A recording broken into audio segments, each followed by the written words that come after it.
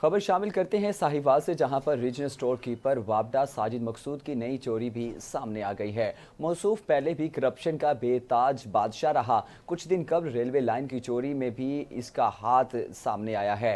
इसी हवाले से मजीद रिपोर्ट कर रहे हैं ब्यूरो चीफ मुजम्मिल नवाब अपनी इस रिपोर्ट में। जी बिल्कुल, महकमा वापडा रेलवे लाइन की चोरी की इंक्वायरी अभी मुकम्मल नहीं हुई थी कि साजिद मकसूद स्टोर कीपर की नई चोरी सामने आ गई।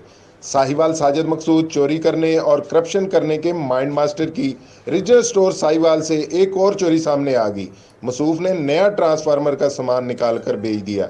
एक्सियन रीजनल स्टोर ने साहिवाल चीफ वापडा को कंप्लेन कर दी, जिस पर चीफ वापडा मुल्तान ने कल साहिवाल आने का फैसला किया है।